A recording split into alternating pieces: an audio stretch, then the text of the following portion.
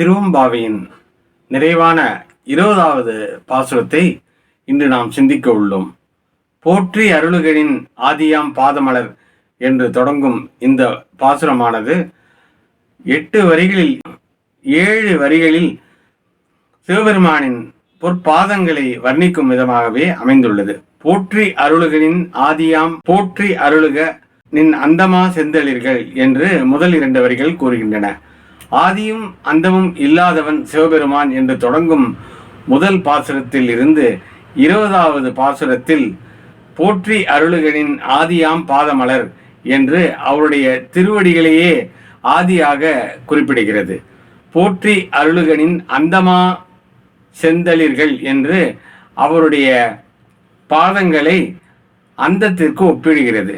அப்படி ஆதியும் அந்தமும் இல்லா அருள் பெரும் ஜோதியை என்று குறிப்பிட்ட மாணிக்கவாசகர் ஏன் இந்த பாசுரத்தில் ஆதியும் அந்தமும் அவருடைய பாதங்கள் என்று குறிப்பிடுகிறார் என்றால், ஆதியும் அந்தமும் குறிப்பிட முடியாத சிவபெருமான் ஏதாவது ஒரு முடிவு, ஒரு தொடக்கம் என்பதை எப்படி விளக்குவது என்று நம்மால் உணர முடிகிறது. அப்படி ஆதியும் அந்தமும் இல்லாதவராக இருப்பினும் அவருடைய திருப்பாதங்களே முதலும் முடிவுமாக இருக்கின்றது என்று சூட்சமமாக மாணிக்கவாசகர் எடுத்துரைக்கிறார். ஆதியும் அந்தமும் இல்லா அரும்பெரும் ஜோதியை என்று தொடங்கிய பாசுரத்திலிருந்து போற்றி அருளுக நின் ஆதியாம் பாதமலர் போற்றி அருளுக நின் அந்தமா செந்தளிர்கள் என்று சொல்கிறார்.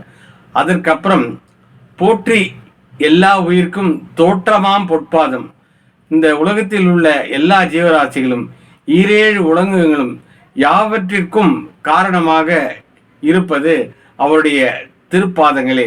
எனவேதான் அந்த தோற்றத்திற்கு அவர் அழகாக இந்த பாதங்களை குறிப்பிடுகிறார். அதற்கு அடுத்தபடியாக போற்றி அருளுக நின் போகமாம் பொற்பாதம் என்று கூறுகிறார். போகம் என்று சொல்லக்கூடியது நம்மை காத்து ரட்சிப்பதாகும். அப்படிப்பட்ட போகத்தை அளிக்கக்கூடியது சிவபெருமானின் பாதங்கள் என்று கூறுகிறார். போற்றி எல்லா உயிர்க்கும் ஈராம் இணையடிகள், எல்லா உயிர்களுக்கும் ஈராம் இணையடிகள் என்பது எல்லா உயிர்களுக்கும் முடிவும் சிவபெருமானே என்று குறிப்பிடுகிறார். இதன் ஒவ்வொரு பொருளையும் நாம் பார்க்கும் போது சிவபெருமானின் 5 தொழில்களை விளக்கும் வண்ணம் பாசுரத்தின் வரிகள் அமைந்துள்ளன. மேலோட்டமாக பார்க்கும்போது அவருடைய பாதத்தை ஒப்பிட்டு கூறினாலும் போற்றி அருள்களின் ஆதியாம் பாதமலர் என்று சொல்லும் அந்த பாசுரத்தின் தொடக்கத்திலிருந்து வரும்போது போற்றி அருள்களின் தோற்றமாம் பொற்பாதம் என்று குறிப்பிடுகிறார். அப்படி தோன்றி வரக்கூடிய எல்லா ஜீவராசிகளும் அவர் பொற்பாதத்திலிருந்தே வருகிறது. எனவே படைத்தல் என்கின்ற தொழிலை சிவபெருமான் செய்கிறார்.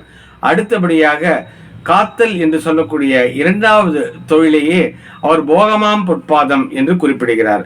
அப்படி போகம் என்று குறிப்பிடுவது அவர் நம்மை காப்பதே ஆகும். 2வது தொழிலாக போகமாம் பொற்பாதம் என்று சொல்கிறார்.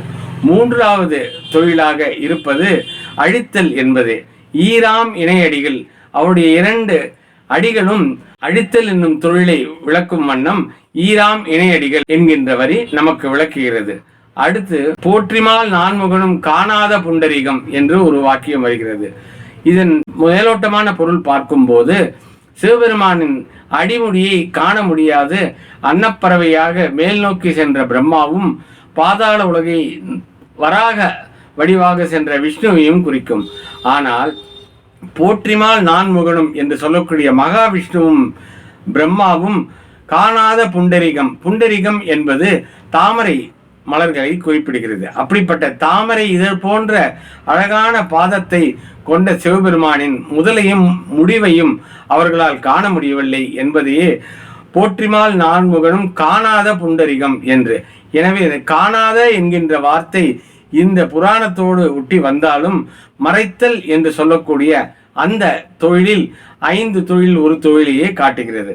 அடுத்தபடியாக 7வது வாக்கியத்தில் போற்றி யாம் உய்ய ஆட்கொண்டருளும் பொன்மலர்கள் என்று கூறுகிறது.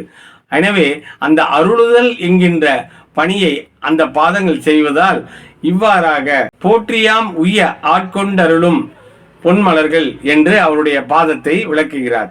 இப்படி 7 வரிகளிலும் பாதத்துக்கு ஒவ்வொரு வார்த்தையாக சொல்லி பொன்மலர்கள், பொற்பாதம், பூங்கழல்கள் என்று செந்தளிர்கள் என்று அழகான வார்த்தைகள் கொண்டு பாதத்தை வர்ணிக்கிறார்.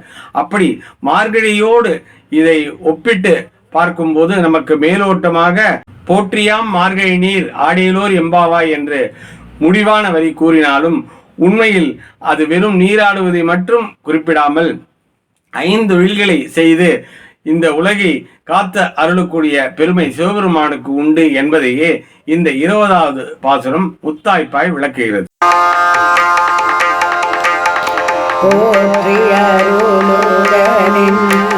ஆதியாம் பாதமலர் போற்றியருளுகனின்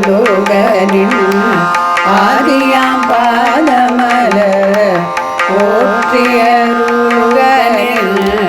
அந்தமாம் தெந்தளிர்கள் போற்றியெல்லா உயிர்க்கும் தோற்றமாம் பொற்பாதம் போற்றியெல்லா உயிர்க்கும் போகமாம் பூங்கழல்கள் போற்றியெல்லா உயிர்க்கும் ஈராவினை அடிகள் போற்றி மாலான் முகனும் காணாத புண்டரிகம் போற்றியாமை